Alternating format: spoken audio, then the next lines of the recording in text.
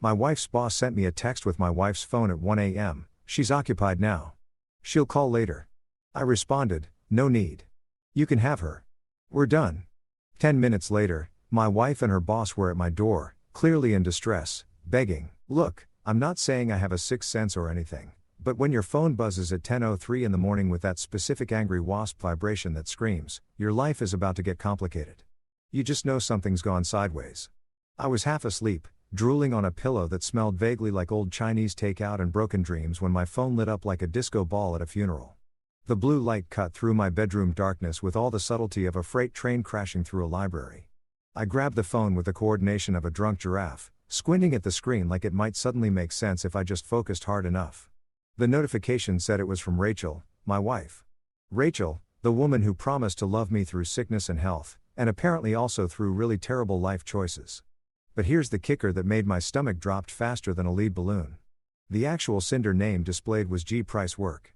Her boss, Dr. Gavin Price, the kind of guy who probably practiced his sympathetic doctor face in the mirror every morning while flossing with organic gluten-free dental tape. The message itself was short, sweet, and about as comforting as a cactus hug. She's occupied now. She'll call later. I stared at those words. Then I stared some more. I read them backwards, forwards in Pig Latin, trying to find some alternate interpretation where occupied meant something innocent like busy saving lives or stuck in a really long staff meeting about proper hand-washing techniques. But my brain, that traitorous bastard, kept circling back to the only conclusion that made sense at 1:03 in the freaking morning. My wife was with her boss and he felt comfortable enough using her phone to text me like I was some annoying telemarketer he could brush off with a canned response. The rage hit me like a tidal wave made of pure crystallized what the actual hell. But I'm a locksmith by trade, former cop by history, and a dramatic son of a gun by nature. So I channeled all that fury into crafting the perfect response. My thumbs flew across the keyboard with the precision of a surgeon and the pettiness of a reality TV villain. I typed, no need. You can have her. We're done. Then I added a period at the end because nothing says, I'm dead serious and you just nuke your own life quite like proper punctuation. Grammar is the ultimate power move when you're ending a marriage via text at 1 o'clock in the morning. I hit send with the same satisfaction I imagine people feel when they drop the mic after a killer speech. Then I set my phone face down on the nightstand, rolled over, and tried to convince myself I could actually fall back asleep after essentially detonating a nuclear bomb in the middle of my marriage. Spoiler alert, I could not. My brain was doing the mental equivalent of running laps while screaming and occasionally stopping to replay every moment of the last few months, looking for signs I'd missed, red flags I'd ignored, and excuses I'd swallowed like bad medicine. 10 minutes passed. 10 minutes that felt like 10 years, during which I alternated between righteous indignation and the kind of soul-crushing sadness that makes you want to ugly cry into your pillow while eating ice cream straight from the container. I was right in the middle of composing a mental list titled Things I Should Have Noticed, You Idiot. When I heard it, the frantic pounding on my front door that sounded like someone was trying to beat their way through solid wood using nothing but pure panic and poor decision-making skills. Then came the voices. Oh, the voices. Rachel's voice pitched high with that particular frequency of distress that women use when they realize they've been caught red-handed and need to engage emergency damage control protocols. And underneath hers, a deeper male voice that had to belong to Dr. Gavin. I text other men's wives from their phones, Price himself. They were both talking over each other, a cacophony of pleading and explaining, and what sounded suspiciously like the verbal equivalent of throwing spaghetti at a wall to see what sticks. I hauled myself out of bed with all the enthusiasm of a man walking to his own execution, threw on the same jeans I discarded on the floor 6 hours earlier, and shuffled to the front door like a zombie who'd just been denied his morning coffee. Through the peephole, I got my first good look at the disaster unfolding on my doorstep. And let me tell you, it was better than any reality TV show I'd ever watched. Rachel was still in her scrubs, those blue hospital pajamas that apparently double as I'm having an affair camouflage, and her mascara was running down her face in thick black rivers that made her look like a raccoon who'd just been through a particularly emotional therapy session. Her hair was a mess. That specific kind of mess that happens when you've been horizontal for reasons that have nothing to do with sleeping. And she was clutching her phone like it was a life preserver and she was drowning in an ocean of her own stupid choices. Next to her stood Dr. Gavin Price himself. And oh boy, he was exactly what I'd pictured, blurry-eyed, wearing one of those white coats that doctors use to broadcast their authority and superiority to us mere mortals who can't tell a spleen from a pancreas. He had that look on his face, the one that screams, I make important life or death decisions every day, and also terrible personal decisions after hours. His hair was rumpled, His clothes were wrinkled, and he had the general appearance of a man who just realized he'd walked face first into a trap of his own making. They both looked frantic, like actors who'd forgotten their lines mid-P performance and were desperately improvising their way through the worst play ever written. Rachel was saying something about "it's not what you think and please just let me explain," while Gavin was attempting to back her up with phrases like medical emergency and complete misunderstanding that landed with all the credibility of a $3 bill. I reached for the deadbolt with deliberate slowness, drawing out the moment like a conductor preparing for the dramatic finale of a symphony click. I turned it exactly half an inch. Not enough to open, just enough to let them hear it. Then, because I'm nothing if not committed to the bid, I did the whole chain lock flourish with the kind of theatrical flair that would make a Broadway actor proud. The metal chain slid into place with a satisfying clink that said, "Oh, you're not getting in here, and I'm going to enjoy every second of making you squirm." I let them beg through that chain. I stood there in my rumpled jeans and t-shirt that said, "I lock it like it's hot." A gift from Frank that I thought was hilarious right up until this moment.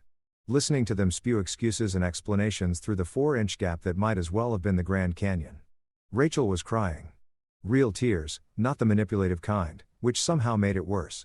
Gavin was doing his best impression of a reasonable human being, which was about as convincing as a snake trying to sell you life insurance.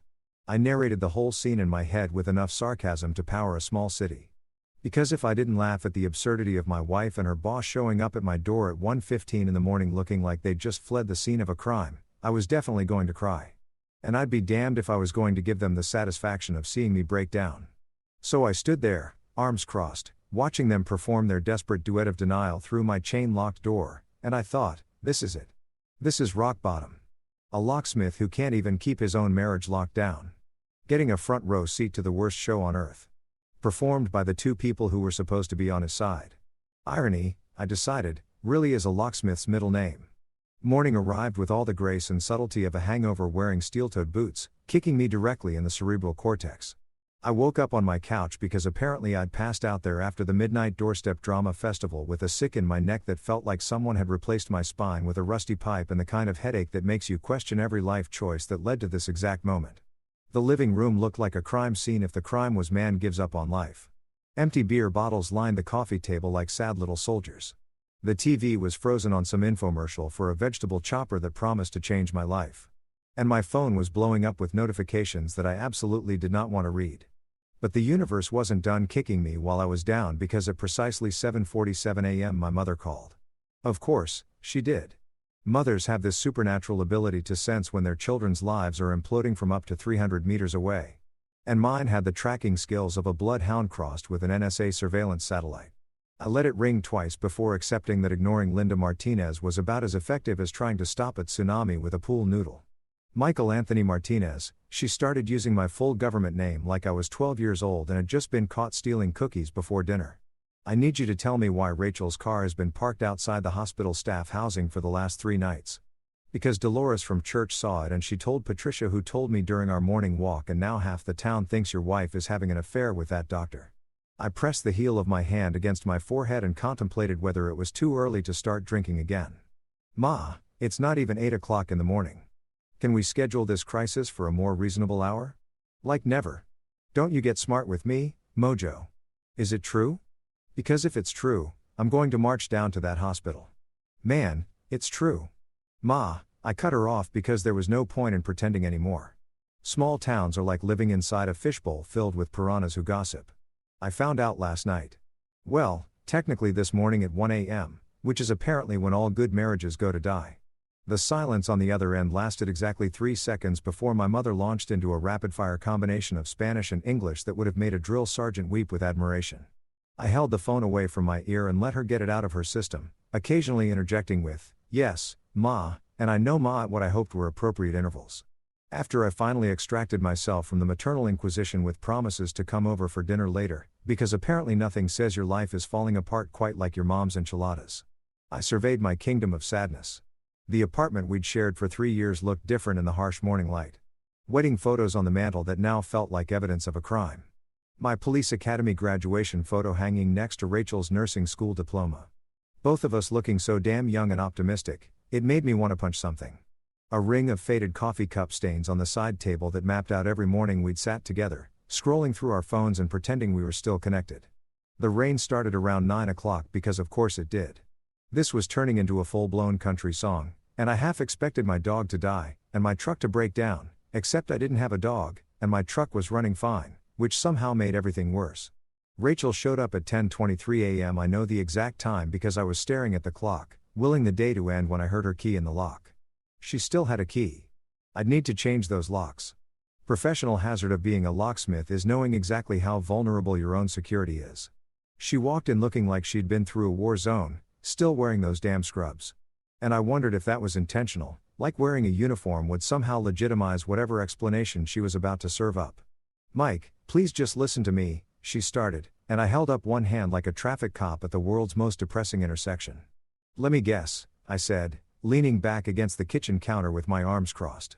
"It was an emergency.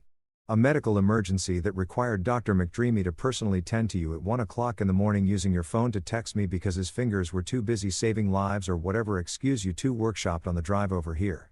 She flinched like I'd slapped her, but pushed forward with the kind of determination that comes from rehearsing a story until you almost believe it yourself. "There was a problem with a patient's 4-line. Gavin was helping me troubleshoot it and I was so exhausted from the double shift that I fell asleep in his office. That's it. That's all that happened." I laughed. A short bitter bark that didn't contain an ounce of actual humor. "You fell asleep in his office, right? And he just happened to use your phone to text me like he owned it. Tell me, in this heartwarming episode of Grey's Anatomy Goes to Hell, why exactly was Dr. Price comfortable enough to send me a message from your phone? Do you two share phones regularly? Is that a new hospital policy I'm not aware of? Mike, you're being ridiculous." "No, Rachel, I'm being rational, which is apparently a foreign concept in whatever reality you've been living in." I pushed off the counter and started pacing because standing still felt like surrender. "You want to know what's ridiculous? The fact that you think I'm stupid enough to buy this after-cool special you're selling." "Oh no, officer. I didn't know how the drugs got in my car." "That's what you sound like right now." Her face crumpled and she sank into the armchair. My armchair, the one I'd inherited from my grandfather, like her legs couldn't hold her up anymore. "It's been months of distance between us, Mike. Months of you working late on locksmith calls. Months of me pulling double shifts, months of us passing each other like roommates instead of partners. I felt alone. I felt invisible. So, you chose a late-night drama with your boss instead of I don't know, suggesting couples counseling instead of having one single honest conversation with your husband." I stopped pacing and looked at her dead on. "You felt alone, so you made sure I'd feel alone, too. That's some real partnership right there." She was crying now, full-on sobbing into her hands. And part of me, the part that had loved her since we met at that ridiculous hospital charity auction 6 years ago, wanted to comfort her. But the bigger part, the part that had spent the last 9 hours replaying every suspicious moment from the past few months, was too busy being angry to care about her tears. "If this was really an emergency," I said, letting the sarcasm drip from every word like acid. "Why didn't Dr. Price wear scrubs to my doorstep? Why did he show up in a white coat like he was making a house call at 1 o'clock in the morning? Did he stop to change? Was there a wardrobe consultation? Because I'm just trying to understand the logistics of this medical emergency that required both of you to show up at my door looking like you just fled a telenovela set." She didn't have an answer for that. She just sat there crying into her hands while the rain beat against the windows and turned the whole scene into exactly what it was, a tragedy that nobody asked for, but everyone saw coming. I gave Rachel exactly 45 minutes to cry in my apartment before I told her she needed to leave. Not because I'm heartless, though at that particular moment I was doing a pretty solid impression of a man whose heart had been put through a wood chipper, but because if I had to watch her sob into her hands for one more second, I was either going to start screaming or start crying myself. And neither option seemed particularly productive. She left with all the dramatic flair of a soap opera actress exiting stage left, taking her keys with her because I hadn't had the energy yet to tell her I'd be changing the locks by tomorrow morning at the latest.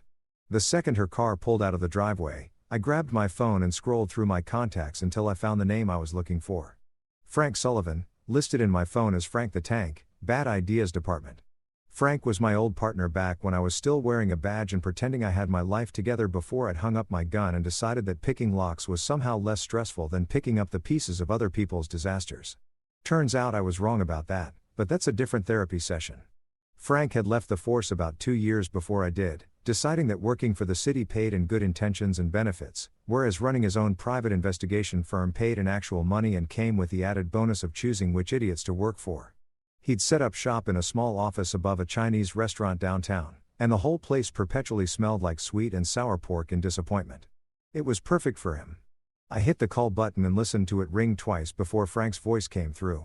Girly and suspicious, like a bouncer interrogating someone with a fake ID. This better be important, Martinez. I'm elbow deep in a cheating spouse case and the photos I'm looking at are making me lose my faith in humanity. Frank, my wife sleeping with her boss. I found out via text message at 1 o'clock in the morning and I need someone to either talk me down from a ledge or help me dig up enough dirt to bury him. Your choice. I delivered this information with the emotional inflection of someone reading a grocery list because at this point I'd moved past hysterical and landed firmly in the neighborhood of numb. There was a pause on the other end. The kind of pause that meant Frank was processing this information and calculating exactly how deep into the mess he was about to get. Jesus Christ. Mike. Rachel. You're Rachel. The nurse who makes those little jokes about proper hand hygiene and bakes cookies for hospital fundraisers. That's the one. Turns out she's been doing a lot more than baking cookies, if you catch my drift. I sank back onto the couch and stared at the ceiling, counting the cracks in the plaster like they might spell out some kind of answer. The guy's name is Dr. Gavin Price. He's her boss at County General, drives a BMW that probably costs more than my entire year's salary, and has the kind of face that makes you want to punch it on principle. Hold that thought. I'm coming over. Don't do anything stupid in the next 20 minutes. Frank hung up before I could argue, which was probably for the best because I absolutely would have argued that everything I was thinking about doing qualified as stupid and I was going to do it anyway.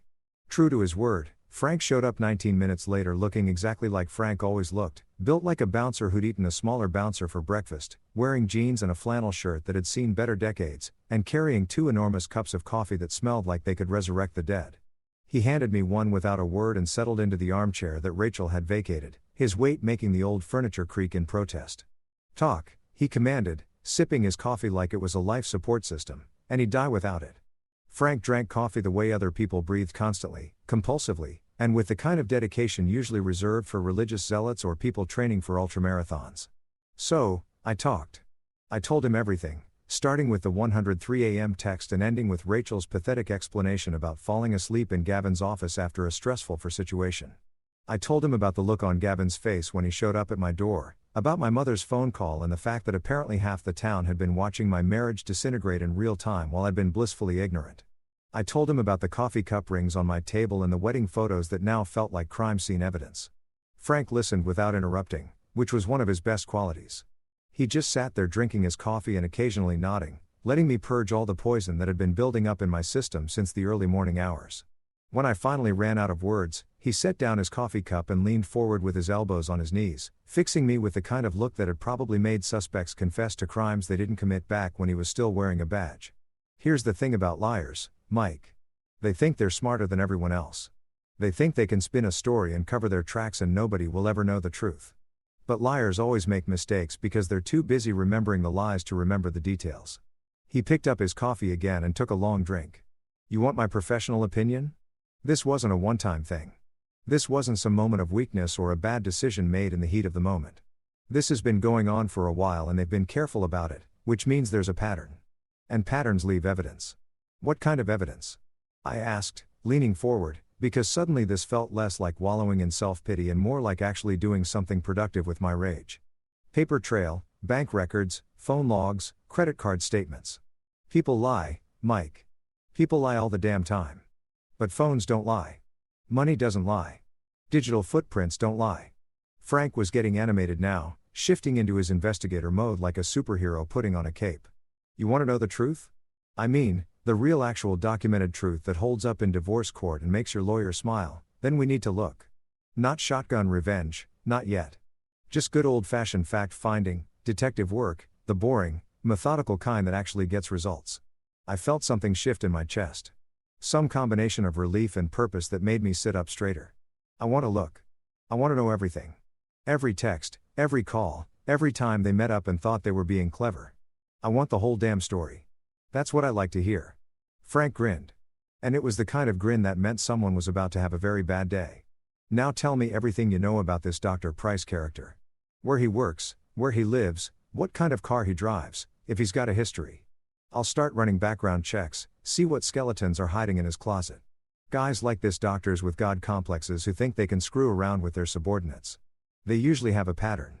This probably isn't the first time, which means there might be other victims, other stories, other people who'd love to see him get what's coming to him.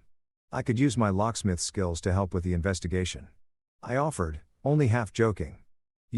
Open some closed cases. Literally, Frank groaned and threw a couch pillow at my head. Jesus Christ, Martinez. That's the worst pun I've heard all week, and I spent yesterday talking to a bail bondsman who exclusively communicates in dad jokes. But yeah, your skills might actually come in handy if we need to, let's say, gain access to certain areas for documentary purposes. Documentary purposes. I like that. Very professional. I was actually smiling now, which felt bizarre given that my life was currently on fire. But there was something about having a plan, having Frank in my corner. That made the whole disaster feel less like drowning and more like swimming toward shore. I'll start digging into Price's background today, Frank said, standing up and draining the last of his coffee. Public records, professional history, any complaints filed against him, social media presence, the works. You focus on documenting everything from your end. Every conversation with Rachel, every suspicious detail you remember from the last few months, every piece of evidence that might be useful, write it down, screenshot it, save it. We're building a case here. And cases are built on details. He headed for the door, then turned back with that serious expression he used to wear when we were about to raid a drug house back in the day. Mike, one more thing. This is going to get ugly before it gets better. You need to be prepared for that. When you start digging into people's secrets, you don't always like what you find. You ready for that? I thought about Rachel crying in my armchair. I thought about Gavin's smug face at my doorstep. I thought about the 103 a.m. text and the 9 hours of hell that had followed. Yeah, I said, I'm ready. 3 days after Frank started his investigation, I got a text from a number I didn't recognize. It came through at 2:47 p.m. on a Thursday while I was in the middle of rekeying the locks at a real estate office, sweating through my work shirt, and contemplating whether I should just change my own damn locks already or continue living in this weird limbo where my cheating wife technically still had access to my apartment. The text was short and cryptic in that way that immediately makes you think either someone's trying to sell you car insurance or your life is about to get more complicated. We need to talk. It's about Rachel and Gavin. LLA. LLA. Rachel's friend Leah. LLA Chan, who taught overpriced spin classes at that boutique fitness studio downtown where people paid $40 to ride a stationary bike in a dark room while someone yelled motivational garbage at them. Leah, who posted Instagram stories of her green smoothies and acai bowls with captions about wellness journeys and finding your authentic self. Leah, who I'd always privately suspected was one of those people who preached health and positivity while secretly stress-eating cookie dough at midnight and contemplating the meaninglessness of existence. I stared at the text for a solid 30 seconds, my fingers covered in graphite and lock lubricant, trying to decide if this was a trap or an opportunity. On one hand, Leah was Rachel's friend, which meant she was potentially enemy territory. On the other hand, she was reaching out to me about Rachel and Gavin, which meant either she had information or she was about to deliver some kind of intervention that would make me want to throw myself into traffic. I texted back, coffee bean on Main. 6 p.m. Come alone and don't tell Rachel because apparently I was living in a spy movie now and everything had to be dramatic and clandestine. She responded immediately, already planning on it. See you there. The Coffee Bean was one of those aggressively hipster establishments where the baristas had ironic mustaches and the menu featured things like deconstructed lattes and artisanal cold brew infused with the tears of free-range coffee plants or whatever pretentious nonsense they were calling regular coffee these days. I showed up 10 minutes early because old cop habits die hard. Ordered something called an Americano that cost $7 and tasted like regret and claimed a corner booth where I could see the door. Leah walked in at exactly 6 o'clock and I had to hand it to her. She looked exactly like someone who was about to either save my life or ruin it further. She was wearing yoga pants and an oversized hoodie that said, Namaste in bed, carrying one of those enormous water bottles that fitness people use to prove they're hydrated and therefore superior to the rest of us mortals. Her hair was pulled back in a ponytail so tight it probably gave her a headache and she had that look on her face. The one that said she was nervous, guilty, and determined all at once. She spotted me, took a breath like she was preparing for battle, and made her way over with the kind of walk that suggested she'd rather be literally anywhere else.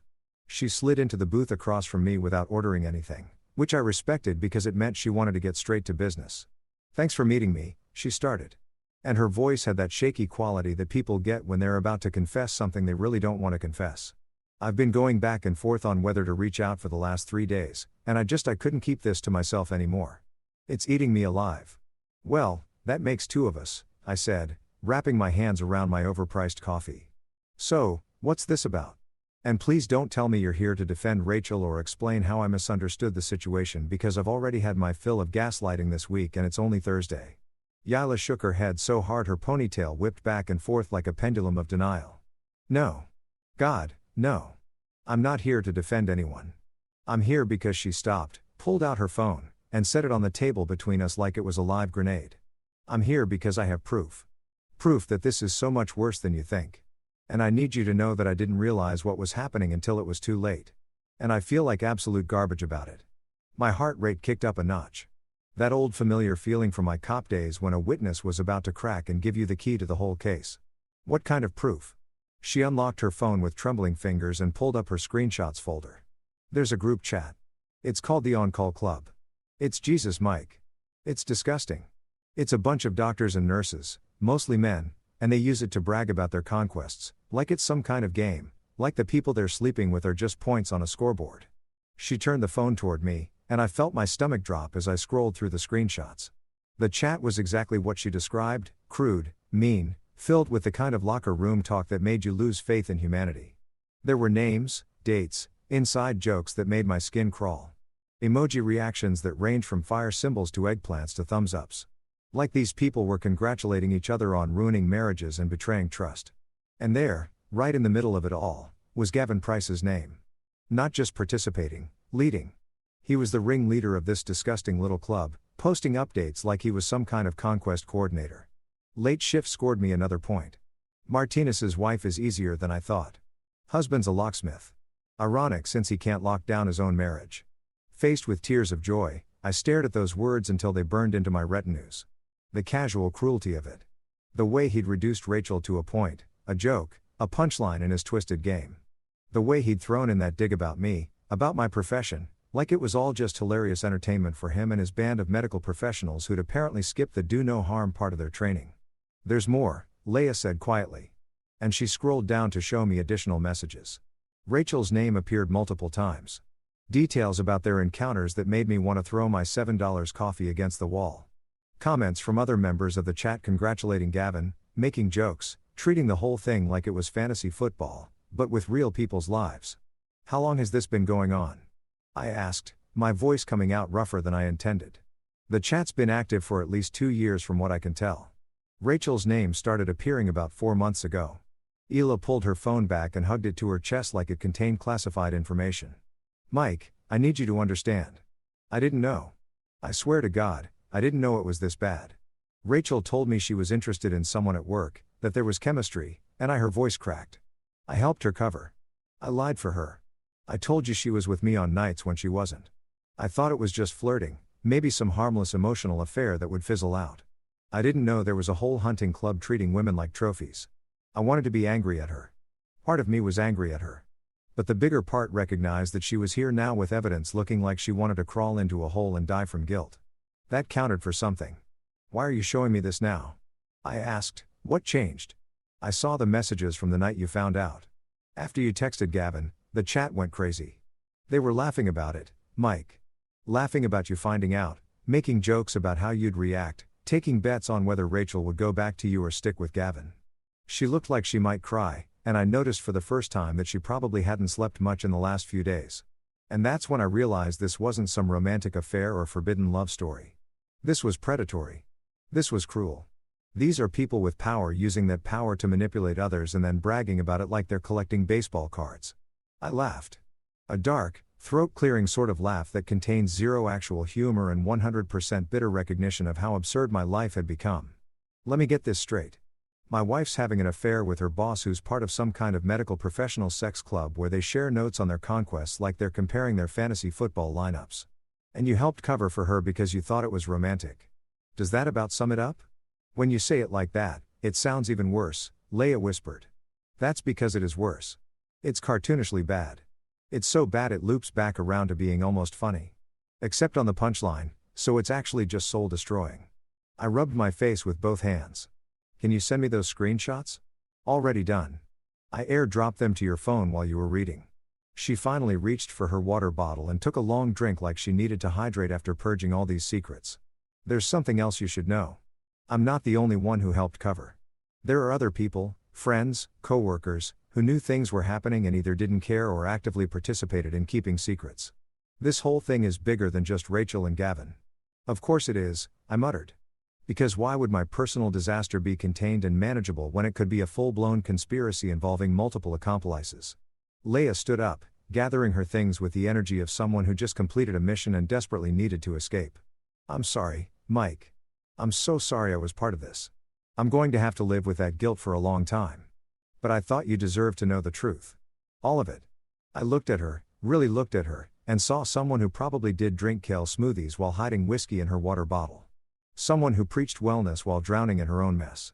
Someone who was trying to do the right thing, even though it was way too late. Thanks for this, I said, gesturing to my phone where the screenshots now lived. I mean that. This is proof. Proof is a delicious cold thing. Yila, you just gave me ammunition. She nodded and left without another word, leaving me alone in my corner booth with my cold coffee and my smoking gun. I pulled up the screenshots again and scrolled through them slowly, methodically, memorizing every crude joke and casual cruelty. They thought they were untouchable. They thought they could keep their little club secret, laugh at their victims, and never face consequences. They forgot that every lock has a key, and I was very, very good at finding them. Frank showed up at my apartment 4 days after my coffee shop confession session with Leia, carrying a folder that was thicker than my old police vest, and had that particular weight that comes from containing someone's entire history of being a garbage human being. He didn't knock, just used the spare key I'd given him back when we were partners. And I still believed in things like trust and friendship, and walked in to find me sitting at my kitchen table, surrounded by printouts of the On-Call Club screenshots, a legal pad covered in notes that probably made me look like a conspiracy theorist, and enough empty coffee cups to qualify as a health hazard. You look like hell, Frank said by way of greeting, setting the folder down on the table with a thud that sent some of my papers flying. When's the last time you slept or showered or consumed anything that wasn't liquid caffeine? Bold words coming from a man who considers coffee a food group? I shot back, but I couldn't really argue with his assessment. I'd been living in the same pair of sweatpants for 2 days. My hair was doing something that could charitably be called abstract art. And I'm pretty sure I smelled like a combination of lock lubricant, desperation, and poor life choices. Please tell me that folder contains something that will make me feel better about the fact that my wife joined a sex cult and I was too stupid to notice. It's not a sex cult. It's just a group of entitled with medical degrees and no moral compass. Frank corrected, dropping into the chair across from me. But yeah, this folder is going to make your whole week, maybe your whole month, possibly your whole year, depending on how much you enjoy watching people get what they deserve. He flipped open the folder with the dramatic flair of a magician revealing his best trick. And I found myself staring at a collection of documents that looked like they'd been compiled by someone with an axe to grind and a really good filing system. Complaint forms, HR reports, legal documents with official-looking letterheads, personnel files that probably weren't supposed to be accessible to civilians, but Frank had ways of obtaining things that I'd learned long ago not to ask too many questions about. Meet Dr. Gavin Price's greatest hits collection, Frank announced, tapping the top document with one finger.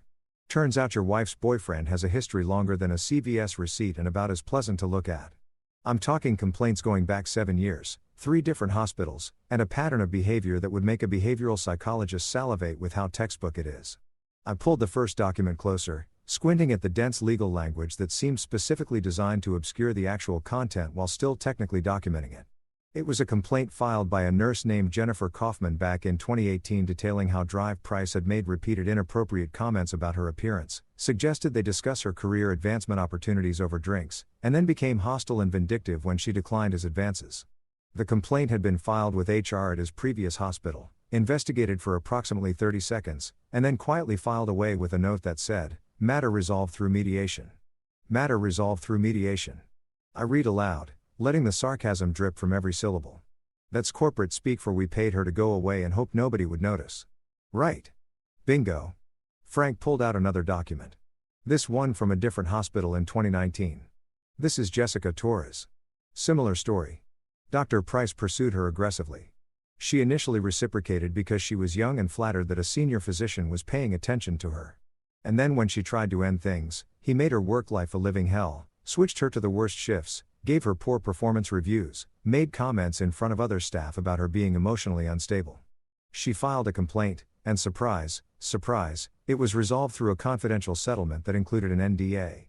He kept pulling documents out of that folder like a depressing magic trick that just kept going. Sarah Chun in 2020, Amanda Rodriguez in 2021, Melissa Grant in 2022. Each story followed the same basic pattern with slight variations. Dr. Gavin Price identified a target, usually someone younger or in a subordinate position, pursued them with a combination of charm and professional intimidation, got what he wanted, and then either discarded them or made their lives miserable when they tried to assert boundaries. And every single time, the hospital administration had responded with what could generously be called aggressive apathy and more accurately be called active cover-up. How many are there? I asked, feeling something cold and angry settling in my chest like a block of ice that had decided to take up permanent residence that I could find with a week of digging. 8 documented complaints across 3 different hospitals. But here's the thing, Mike. Those are just the ones who actually filed formal complaints. You know how many people experience harassment or assault and never report it? The numbers are depressing as hell. For every complaint in this folder, there's probably 3 or 4 other people who stayed quiet because they were scared of retaliation or didn't think anyone would believe them or just wanted to move on with their lives. Frank pulled out another section of documents. These ones looking more recent and official. And this is the really interesting part. County General where he works now, where Rachel works. They knew. They freaking knew about his history when they hired him 2 years ago. They did a background check. They saw the complaints and they hired him anyway because he's a good doctor with an impressive resume. And apparently being a predator is just a minor personality flaw that can be overlooked if you're good at your job. I stared at the pile of evidence, feeling the cold anger crystallize into something sharp and focused. So, what you're telling me is that this guy has been doing this for years. Multiple women have tried to hold him accountable and the system just keeps protecting him because hospitals are more interested in covering their asses than actually dealing with the problem. That's exactly what I'm telling you. Frank confirmed, this guy knows how to work the system. He knows which lines to not quite cross.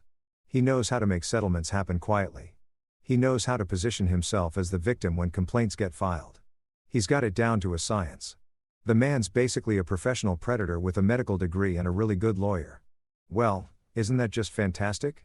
I muttered, running my hands through my hair and probably making it stick up in even more ridiculous directions. My wife didn't just cheat on me with some random guy. She cheated on me with a serial predator who has an entire system in place for getting away with it. I'm not sure if that makes it better or worse. It makes it ammunition, Frank said, leaning forward with that intense look he got when he was really into a case. Look, Mike, I know this is personal for you. I know you're hurt and angry and probably fantasizing about various creative ways to make this guy suffer, but here's what we're going to do. We're going to be smart about this. We're going to collect all the proof. We're going to find these women, and we're going to give them choices. What kind of choices? I asked, though I was already starting to see where Frank was going with this. The choice to come forward together. The choice to break their NDAs because NDAs don't hold up when there's a pattern of criminal behavior or when public safety is at risk. The choice to stop being isolated victims and start being a coordinated force that actually has the power to hold this bastard accountable. Frank was getting animated now, gesturing with his hands like he was conducting an invisible orchestra of justice. 1 complaint gets buried. 2 complaints get settled quietly. 8 complaints from 8 different women all coming forward at the same time. That's a pattern. That's a story. That's the kind of thing that doesn't go away with a quiet settlement and a confidential agreement. I felt something like hope stirring in my chest, mixing with the anger and the hurt and creating some kind of volatile emotional cocktail that probably wasn't healthy, but definitely felt productive. So, we reach out to these women. We show them they're not alone. We build a case that's too big to ignore. Exactly. And we document everything, every conversation, every piece of evidence, every connection between these cases. We make this airtight. Frank tapped the folder again. This guy thinks he's untouchable because he's always been untouchable. He thinks he can keep doing this forever because the system has always protected him. But systems are made of people and people can be persuaded to do the right thing when the evidence is overwhelming and the public is watching. I picked up one of the complaint forms reading through the details of how Dr. Price had systematically destroyed Jennifer Kaufman's career after she rejected him. You know what really gets me? I said it's not just that he's a predator. It's that he's smart about it. He documents things in his favor. He builds paper trails that make his victims look unstable or vindictive. He uses his position and authority to gaslight people into thinking they're the problem. This isn't some crime of passion or moment of weakness. This is calculated. This is a man who sees other people as objects to be collected and discarded, which is why we're going to take him down using his own methods, Frank said with a grim smile. He likes documentation. We'll give him documentation. He likes playing the system. We'll use the system against him. He thinks he's always 2 steps ahead. We're going to be 3 steps ahead with better evidence and more witnesses. I made a joke about Gavin's bedside manner. Must be tender as a stapler and twice as sharp. But underneath the sarcasm, the anger was humming like a live wire. This wasn't just about Rachel anymore. Wasn't just about my wounded pride or my broken marriage. This was about every woman whose name was in that folder. Every victim who'd been silenced. Every person who tried to speak up and been crushed by a system that valued reputation over justice. So where do we start? I asked Frank, already mentally preparing myself for what was coming. We start by reaching out, Frank said carefully, respectfully, and with the understanding that some of these women might not want anything to do with this. But we give them the choice. We show them the pattern. We let them know they're not alone. He stood up and gathered the folder. And then, my friend, we watched Dr. Gavin Price's carefully constructed house of cards come tumbling down. I looked at the folder at the evidence of years of harm and felt that cold anger settle into something like purpose. Good, I said. Let's get to work. Sophie Price called me on a Tuesday morning while I was in the middle of installing a smart lock system for a paranoid tech entrepreneur who was convinced his business partners were trying to steal his app idea. The name on my phone screen just said unknown caller. And normally I'd let that go to voicemail because unknown callers are usually either telemarketers trying to sell me extended car warranties or robots informing me that my social security number has been compromised and I need to send gift cards immediately to fix it. But something made me answer. Maybe intuition, or maybe just the fact that my life had become so weird that unknown callers could literally be anything from long-lost relatives to hitmen to aliens trying to make first contact. Is this Michael Martinez? The voice was female, composed, and had that particular edge that comes from someone who's done crying about their problems and moved into the strategic planning phase of revenge. Depends on who's asking and whether you're about to serve me papers, I said. Because at this point, I wouldn't have been surprised if Rachel had decided to sue me for emotional distress or some equally insane legal maneuver. This is Sophie Price, Gavin's ex-wife. She let that sink in for exactly 3 seconds before continuing. I heard through the hospital grapevine that you're collecting information about my ex-husband's extracurricular activities, and I think we should talk. I have things you'll want to see. I nearly dropped my drill. Gavin's ex-wife, the woman who'd been married to this predator before he'd moved on to terrorizing the nurses at County General. I'd known he was divorced. Frank had mentioned it in his background research. But I hadn't considered that his ex might be a potential ally in this whole mess. That was stupid of me, actually, because ex-wives are basically walking databases of dirt on their former spouses, especially when those former spouses are serial cheaters with God complexes. I'm listening, I said, stepping away from my paranoid client who was busy explaining his 17-step authentication system that would definitely keep out intruders and definitely drive him insane within 6 months. Not over the phone, lunch today. There's a diner called Rosie's on the east side. You know it. Her tone suggested this wasn't really a question so much as a statement of how things were going to be. I know it. 12:30 work for you. See you there. And Mr. Martinez, come alone. This isn't the kind of conversation that needs an audience. She hung up before I could respond, which seemed to be a theme in my life lately. People dropping bombshells and then disappearing before I could process the information properly. I finished up the smart lock installation in a daze. Took my payment from the paranoid tech guy and spent the drive to Rosie's diner trying to figure out what exactly Gavin's ex-wife wanted from me and whether this was going to be helpful or just add another layer of complexity to my already absurdly complicated situation. Rosie's diner was one of those classic American establishments that had probably been serving coffee and disappointment since the 1950s with red vinyl booths that were held together more by duct tape and hope than actual structural integrity and a menu that featured things like meatloaf surprise where the surprise was probably food poisoning. I spotted Sophie the second I walked in, sitting in a corner booth with her back to the wall, like she was either paranoid or used to being in situations where knowing all the exits was important. She looked exactly like someone who'd been married to Gavin Price and lived to tell the tale. Mid-30s, professionally dressed in a way that screamed, I have a real job and real responsibilities. With dark hair pulled back in a severe bun and the kind of sharp, intelligent eyes that suggested she'd stopped being naive around the same time she'd stopped being married. She wasn't traditionally beautiful. She was better than that. She was the kind of woman who looked like she could calculate your net worth, your moral failings, and the exact amount of you were trying to sell her all in the time it took you to say hello. I slid into the booth across from her and we did that awkward thing where two people who are connected only by the fact that their respective spouse and ex-spouse are terrible human beings try to figure out how to start a conversation. You look better than I expected, Sophie said, which was possibly the strangest opening line I'd ever received. I was picturing someone more, I don't know, destroyed. Gavin has a way of destroying people. Give it time. I'm a slow-motion car crash, I replied, flagging down a waitress who looked like she'd been working at Rosie's since the actual 1950s. Coffee, black, strong enough to strip paint. Sophie ordered the same, which immediately elevated her in my estimation because people who drink black coffee are either serious or dead inside. And in this context, both were acceptable. We sat in silence while the waitress shuffled off. And I used the time to study the woman across from me, trying to figure out what her angle was and whether I could trust her or if this was some elaborate setup orchestrated by Gavin to throw me off track. I'm going to cut to the chase, Sophie said once our coffees arrived. And she slid a small flash drive across the scarred Formica table like we were in a spy movie and she was passing state secrets. I kept everything. Photos, audio recordings, text messages, emails, video clips that Gavin saved on his personal computer because he's the kind of narcissist who documents his own crimes. It's all on here. I stared at the flash drive like it might explode. Why? Why keep all this? And why give it to me now? Sophie took a long drink of her coffee and I could see the weight of years of anger and hurt and strategic patience in her expression. I kept it as insurance.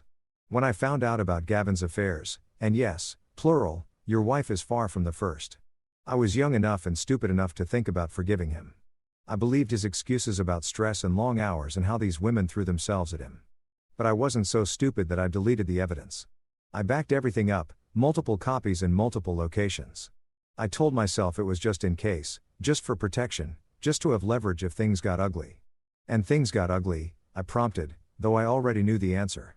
Things got nuclear, Sophie confirmed with a bitter smile. Gavin doesn't just cheat. He collects. He keeps score. He saves messages and photos and recordings of private moments like their trophies. He has folders on his computer organized by name and date, ratings of his conquests, notes about which ones were easy and which ones required more work. He's not a man having affairs. He's a predator documenting his kills. My stomach turned over and I had to set down my coffee cup before I threw it against the wall. Jesus Christ, he's actually keeping records.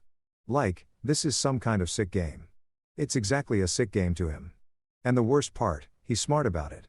He never keeps anything that could be traced back to him professionally. No hospital emails, no work phones. Everything's on his personal devices, encrypted and password protected. He thinks he's untouchable. Sophie leaned forward and her eyes had that gleam that comes from someone who's been waiting years for the right moment to strike. But I had access to everything when we were married. I copied files before the divorce. I saved passwords. I documented patterns. And I've been sitting on this information for 3 years, waiting for the right time to use it. Why now? I asked. Why not use this during your divorce? Why not go to the police or the medical board or literally anyone with authority? Because I was scared, Sophie admitted, and there was no shame in her voice. Just cold pragmatism. Gavin has money, connections, lawyers who could bury me in legal fees until I was bankrupt. During the divorce, I used the threat of exposing him to get a better settlement, but I never actually followed through because I didn't have the resources to fight him in court and in public opinion. But you, she pointed at me with one finger. You have nothing to lose. Your marriage is already over. He's already destroyed your life. And from what I hear through the grapevine, you're building a case with multiple victims and actual evidence beyond what I have here. I picked up the flash drive, feeling its weight. Such a small thing to contain so much damage. What exactly is on here? Everything, Sophie said simply. Recordings of phone calls where he brags to his friends about his latest conquest. Video clips he secretly recorded during intimate moments. Some of the women knew they were being filmed, some didn't. Text message threads where he discusses strategy for seducing nurses and medical students. Photos he saved as mementos. And most damning of all, a spreadsheet, an actual Excel spreadsheet where he tracked names, dates, ratings, and notes about each woman. He called it his personal achievement log. I call it evidence of systematic predatory behavior. I felt a cold sense of satisfaction wash over me, the kind of feeling you get when all the scattered pieces of a puzzle suddenly click into place and form a picture that finally makes sense. This wasn't just evidence. This was the industry of excuses finally getting an invoice. This was documentation that couldn't be explained away or dismissed as misunderstanding. This was Gavin Price's own meticulous records condemning him. Why are you giving this to me? I asked one more time because I needed to understand her motivation. What do you get out of this? Sophie finished her coffee and stood up preparing to leave. I get to watch him fall. I get to know that I played a part in stopping him from hurting more people. And I get to sleep at night knowing I finally did something instead of just sitting on evidence and protecting myself. She pulled out a $20 bill and dropped it on the table for the coffee. Use it well, Mr. Martinez. Make sure it counts because if you screw this up, he'll know where the information came from, and I'll have to disappear." She walked out of the diner like a queen who'd just abdicated her throne, tired, relieved, and finally free of a burden she'd been carrying too long. I sat there with a flash drive in my hand, feeling its weight, knowing that I was now holding the key to everything. The invoice had finally arrived, and it was time to make Gavin Price pay his bill. The County General Hospital annual charity gala was scheduled for Saturday, October 18th, which gave me exactly 2 weeks to transform from a bitter, angry locksmith into an audiovisual terrorist with a flair for dramatic public humiliation. The gala was one of those black tie affairs where rich people paid $500 a plate to eat rubber chicken and feel good about themselves while the hospital administration paraded around their star physicians like prized livestock at a county fair. And this year's guest of honor, the physician being celebrated for his outstanding contributions to patient care and hospital excellence, was none other than Dr. Gavin Price himself. Because apparently the universe has a twisted sense of humor and decided that the man who'd been systematically destroying lives deserved a trophy and a standing ovation. When Frank told me about the gala, I'd laughed so hard I nearly choked on my coffee. "You're kidding me. They're giving him an award. What's it for?" "Most creative use of power dynamics. Outstanding achievement in the field of being a complete bastard. It's the Healer of the Year award," Frank had said with the kind of straight face that suggested he was also appreciating the irony given annually to a physician who demonstrates exceptional dedication to their patients and exemplary professional conduct. The nomination was apparently submitted by the hospital board before your little situation came to light and they're too far into the planning to back out now without raising questions. And that's when the idea hit me with all the subtlety of a brick through a window. Why not use the Gala itself as the stage for Gavin's downfall? Why skulk around filing complaints and hoping the system would eventually work when I could literally hijack his moment of triumph and turn it into a public execution? It was elegant. It was mean. It was the kind of poetic justice that made my locksmith heart sing. Because if there's one thing I understand, it's that the best way to break into something is to use the existing infrastructure against itself. I laid out the plan to Frank over beers at his office, which still smelled like sweet and sour pork and broken marriages, while he listened with the expression of a man who was simultaneously impressed and concerned about my mental stability. "So, let me get this straight," he'd said after I'd finished my pitch. "You want to hack into the hospital's AV system during the gala, plug in Sophie's flash drive, and broadcast Gavin's greatest hits to a room full of donors, hospital administrators, and local media. You want to turn his award ceremony into a true crime documentary, not hack.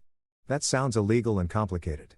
I prefer gain authorized access through my extensive knowledge of security systems and the fact that I personally installed the locks on the AV control room 6 months ago when the hospital upgraded their equipment." I grinned at him with a kind of manic energy that probably should have concerned me, but instead felt liberating. "I'm a locksmith, Frank. I know every entrance, every access point, every vulnerable spot in that building because half the staff has called me at one point or another to let them into rooms they've locked themselves out of. I'm not breaking in. I'm just opening doors that are already there." Frank had stared at me for a long moment before breaking into a grin that matched mine. "You magnificent, vengeful son of a, this is either the best idea you've ever had or the worst. And I genuinely can't tell which. Why not both?" I'd replied, already mentally mapping out the logistics. Over the next 2 weeks, I became intimately familiar with the County General Hospital event space, the AV setup for the gala, and the exact sequence of events planned for the evening. I reached out to Tommy Chan, a guy I knew from my cop days who'd left the force to become an AV technician because he decided he'd rather work with equipment than people, and who owed me a favor from that time I'd helped him get out of a sticky situation involving his ex-girlfriend, a restraining order, and a misunderstanding about who actually owned the PlayStation. Tommy was more than happy to give me a crash course in basic AV system operation, especially when I told him it was for a surprise presentation at a hospital charity event. "You're not going to do anything that'll get me in trouble, right?" Tommy had asked nervously, showing me how to connect external drives to the projection system. "Define trouble?" I'd replied, which in retrospect probably wasn't the most reassuring answer. But Tommy had shrugged and showed me the rest of the system anyway because he was a good friend and also because he secretly loved the idea of chaos unfolding in formal settings. Frank handled what he called the legal infrastructure, which meant making sure we had reporters lined up who'd actually show up to the gala and pay attention when things went sideways.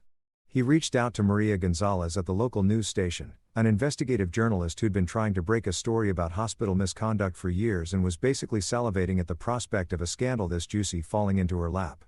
He also contacted a few freelance journalists who specialized in medical ethics violations, plus a blogger who ran a popular site about holding powerful institutions accountable. Frank was building an audience, making sure that when the show started, there'd be people there to document it and spread the word. We're not just exposing Gavin, Frank explained over one of our planning sessions. We're creating a moment that can't be ignored or swept under the rug. We're making sure there are enough witnesses and enough media coverage that the hospital has no choice but to respond publicly instead of handling this quietly behind closed doors like they've done with every other complaint against him. Leia became our inside coordinator, the person who kept nervous nurses calm and made sure that the women who'd agreed to come forward knew what was happening and when. She'd reached out to several of Gavin's victims carefully, respectfully, explaining that there was going to be a public reckoning and asking if they wanted to be present for it or if they preferred to stay away and let their evidence speak for itself. Some chose to attend the gala, wanting to watch Gavin's face when his world collapsed. Others decided to stay home, but gave Ela permission to represent their stories. A few wanted nothing to do with any of it and asked to be left alone, which we respected because this was about giving people choices, not forcing them into another situation where they had no control. Leia was perfect for this role because she had that combination of fitness instructor peppiness and genuine empathy that made people trust her even when she was basically recruiting them for an ambush. She'd text me updates throughout the week. Got 3 more confirmed attendees. Jessica Torres wants to be there. Sarah Chun is flying in from Colorado because she says she wouldn't miss this for anything. And each message felt like another piece clicking into place. Sophie was the quiet fire in the background. The quality control specialist making sure that every file on the flash drive was authentic, admissible, and devastating.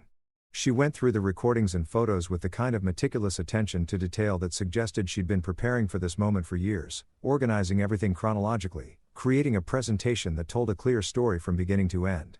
She put together a highlight reel that was only 12 minutes long, but contained enough evidence to bury Gavin 6 feet under, complete with audio clips of him bragging about his conquests, screenshots of the on-call club chat, and excerpts from his infamous spreadsheet with names redacted to protect the victims, but numbers clearly visible.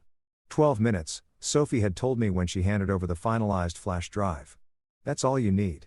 12 minutes of his own words, his own documentation, his own systematic predation laid out in a way that even the most willfully ignorant administrator can't dismiss. I've timed it to sync with the planned award presentation. Right after they announce his name and he takes the stage, you start the video. Maximum impact, maximum humiliation. We rehearsed the plan until I could execute it in my sleep. Frank would be positioned near the exits with his journalist contacts, ready to intercept anyone who tried to shut down the presentation or flee the scene. Leia would be scattered throughout the audience with the victims who chose to attend, providing moral support and making sure everyone felt safe. Sophie would be in the back of the room watching from the shadows like the ghost of Gavin's past coming back to haunt him. And I would be in the AV control room, which I had keys to naturally because I'd installed the locks, ready to plug in the flash drive at exactly the right moment and turn the hospital celebration into a public trial. It was elegant in its simplicity. We weren't relying on the system to deliver justice. We were creating our own system using the tools available to us, fitting the key into the last lock of a house built entirely on lies and professional courtesy. The hospital wanted to celebrate Dr. Gavin Price's contributions. Fine. We'd show them exactly what he'd been contributing to. The night before the gala, I sat in my apartment with the flash drive in my hand, thinking about how I'd gone from a locksmith with a failing marriage to a man orchestrating what was essentially a coordinated public execution using PowerPoint and a sound system. It was absurd. It was probably illegal in ways I hadn't fully considered.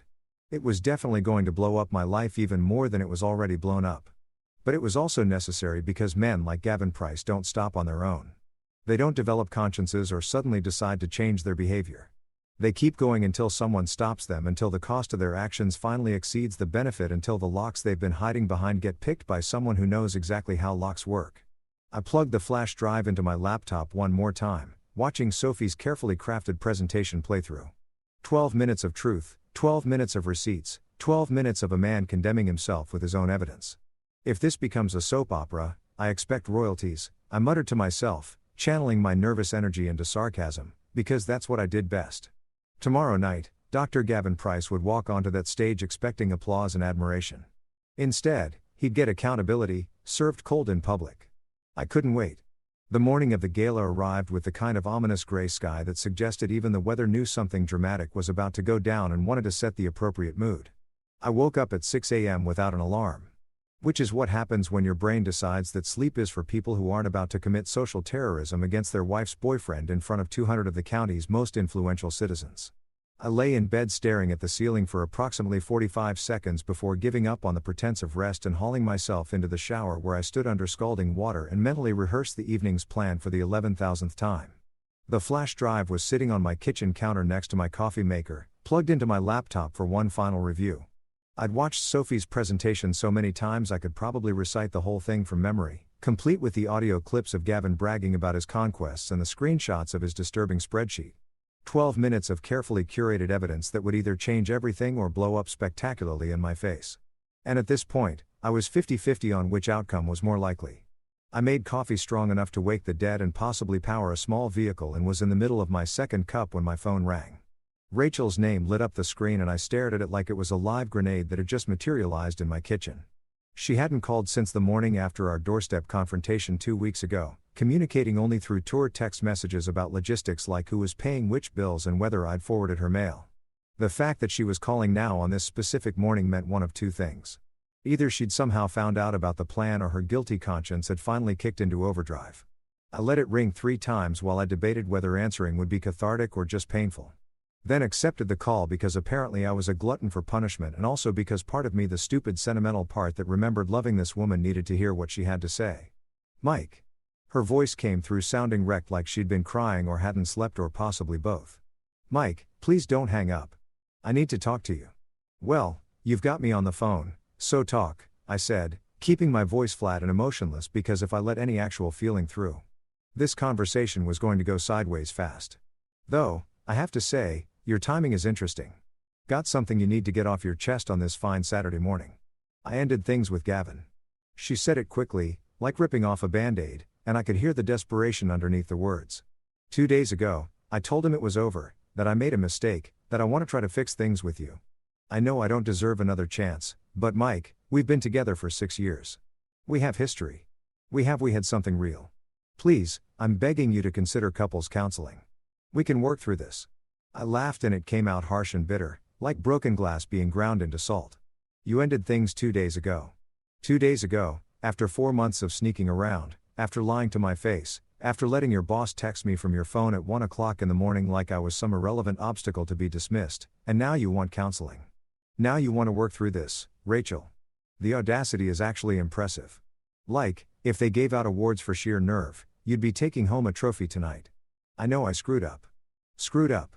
I cut her off, feeling the anger that I'd been carefully controlling start to leak through. Screwed up is forgetting to take out the trash or accidentally dyeing my white shirts pink in the laundry. What you did was make a conscious choice repeatedly for months to betray me with your boss while I was home thinking we were just going through a rough patch. That's not screwing up, Rachel. That's systematic deception. She was crying now. I could hear it in her breathing. But I couldn't make myself care the way I would have even 3 weeks ago. Something fundamental had broken between us. Some foundation stone that you can't just glue back together with tears and promises of counseling. "Mike, please." Her voice cracked. "I love you. I never stopped loving you. Gavin was. He was a mistake. A terrible, stupid mistake that I regret more than anything. But it's over now. I've blocked his number. I've put in for a transfer to a different department. I'm doing everything I can to make this right. Let me ask you something," I said, and my voice came out colder than I'd intended, sharp enough to cut. "Did Gavin record you? Did he take photos, videos, save your text messages? Did he document your relationship like it was some kind of conquest he wanted to remember?" The silence that followed was deafening. It stretched out for 5 seconds, then 10. And in that silence, I heard everything I needed to know. The fear, the realization, the understanding that whatever promises Gavin had made about privacy and discretion were as worthless as his marriage vows had probably been. He promised he deleted everything. Rachel finally whispered, and she sounded small and scared and young in a way that made something twist painfully in my chest despite my anger. "After I told him we were done, he said he'd delete all the messages and photos.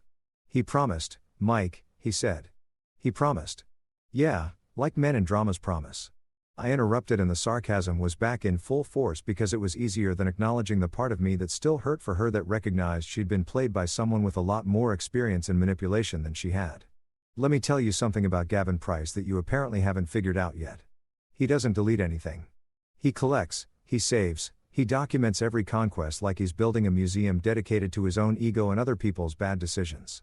So, no, Rachel, he didn't delete your messages.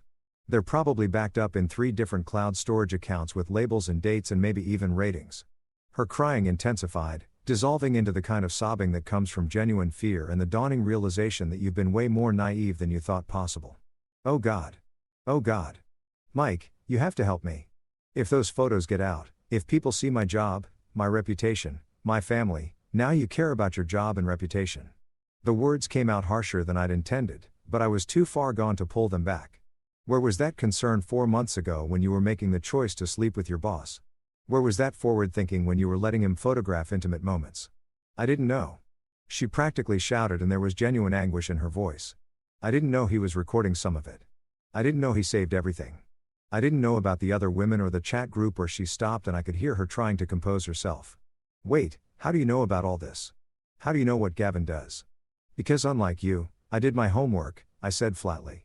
When I found out my wife was cheating, I didn't just sit around crying into my beer. I investigated. I talked to people. I found evidence. And let me tell you, Rachel, what I found is so much worse than you cheating with your boss. What I found is a pattern of predatory behavior going back years. Multiple victims, systematic abuse of power, and documentation that would make a prosecutor weep with joy. There was another long pause, and when Rachel spoke again, her voice was shaking. Mike, what are you planning to do? Why are you telling me this? Because tonight is the hospital gala, I said. And I was surprised by how calm I sounded, how collected, like I was explaining the weather instead of my plans to destroy her boyfriend's career. Tonight, Gavin gets his award for being Healer of the Year or whatever title they're giving him. And tonight, everyone at that gala is going to see exactly what kind of healer he really is. No, it came out as a whisper, then stronger. No, Mike, you can't. Please, I'm begging you. Don't do this publicly. Don't make this a spectacle. It'll destroy me, too. Everyone will know. My colleagues, my friends, my parents.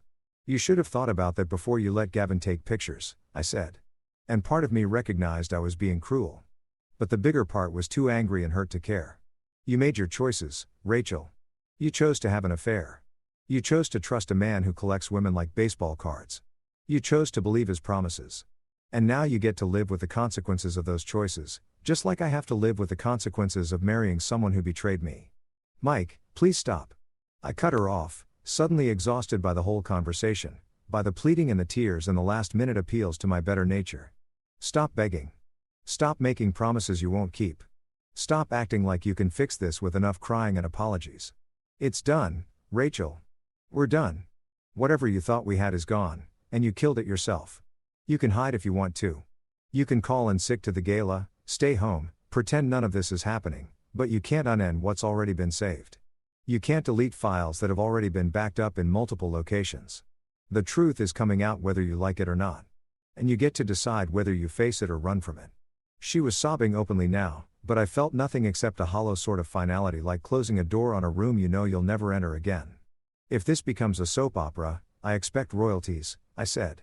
And I meant it half seriously. Half as a defense mechanism against the part of me that was hurting along with her despite everything. I hung up before she could respond, before she could beg more or promise more or say anything else that might make me reconsider. I set my phone face down on the counter and finished my coffee, looking at the flash drive sitting next to my laptop. Tonight, the truth came out. Tonight, everyone would see what I'd been seeing for weeks. And if Rachel got caught in the blast radius, well, actions have consequences, and she'd earned hers. The County General Hospital annual charity gala was exactly as pretentious as I'd imagined. Which is to say, it looked like someone had taken a Pinterest board labeled classy medical event and vomited it all over the hospital's conference center with no regard for subtlety or taste. There were ice sculptures shaped like stethoscopes because nothing says we care about healthcare quite like expensive frozen water that'll melt into a puddle by the end of the night. White tablecloths covered every surface. Each table featuring centerpieces of roses and leaves that probably cost more than my monthly rent. And a string quartet was playing softly in the corner like this was a 19th century European ball instead of a fundraiser in a mid-sized American city where half the attendees were just here for the open bar and tax-deductible charitable donations. I'd arrived early, dressed in the only suit I owned, a charcoal gray number I'd worn to my wedding, and then subsequently to about 4 funerals, which felt grimly appropriate given what I was about to do. Frank had secured me a ticket through one of his contacts who worked in hospital administration, a woman named Patricia, who'd been one of Gavin's victims 3 years ago, and was absolutely thrilled to facilitate his public execution.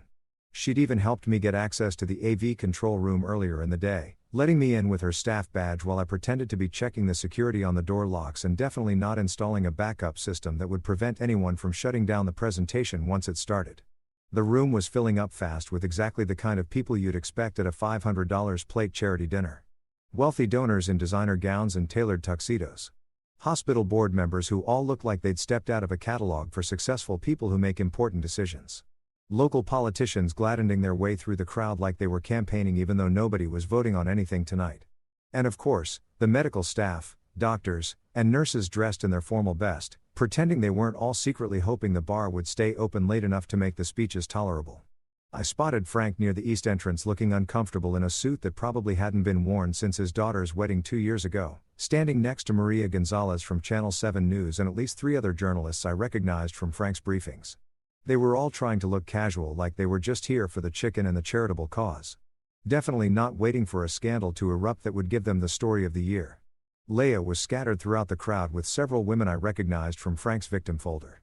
Jennifer Kaufman, Jessica Torres, Sarah Chun, who'd flown in from Colorado specifically for this.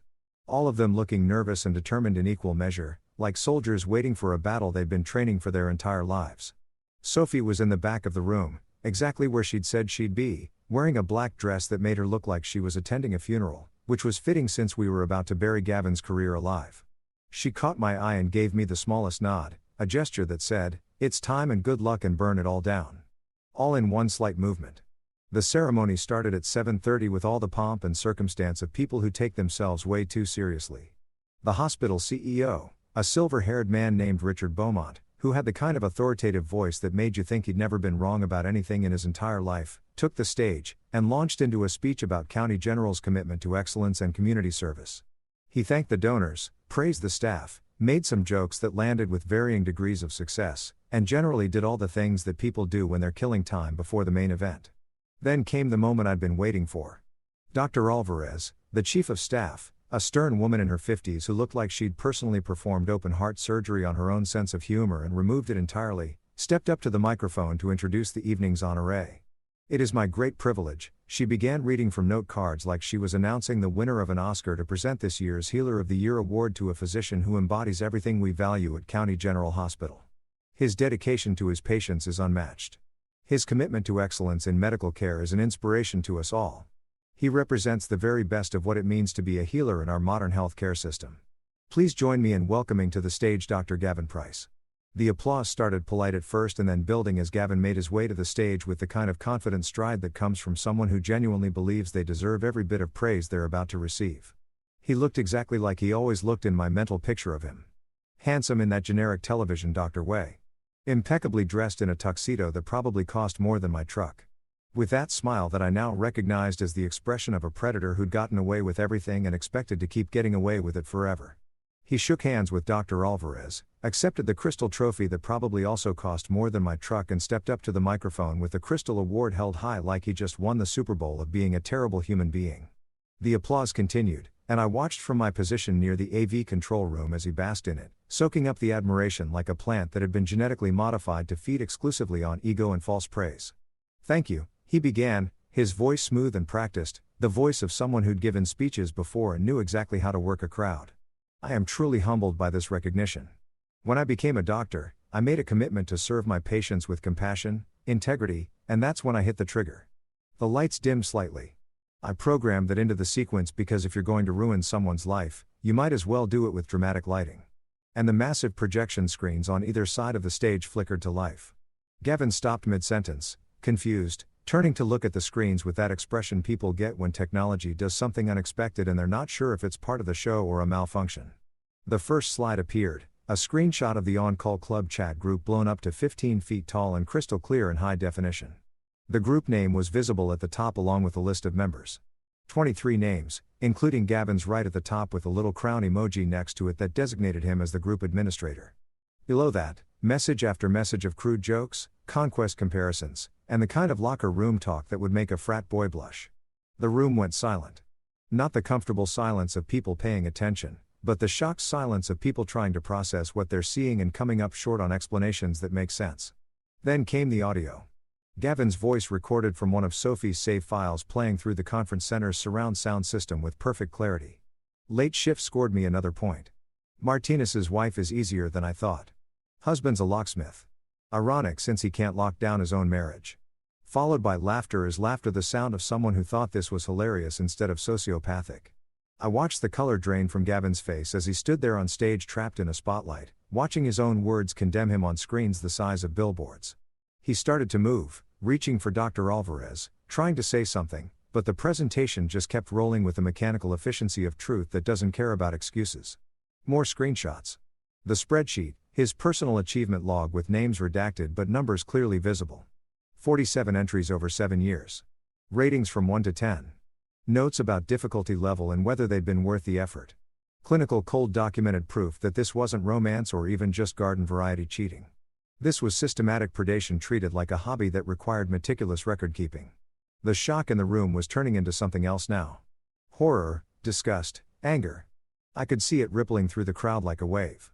Faces contorting, hands covering mouths, people turning to their neighbors with expressions that asked, "Are you seeing this?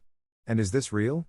People were standing up, some moving closer to see better, others backing away like the screens might be contagious. Rachel, because of course she'd shown up despite my warning, was sitting at a table near the front with some of her nursing colleagues, and I watched her collapse forward with her face in her hands, her whole body shaking with sobs that I could see even from across the room.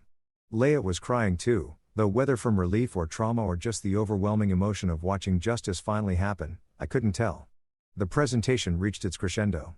A video clip of Gavin at what looked like a bar drunk and bragging to someone off camera about his conquests, referring to the nurses at County General as his personal hunting ground and joking about how easy it was to manipulate women who were exhausted from double shifts and looking for validation from authority figures.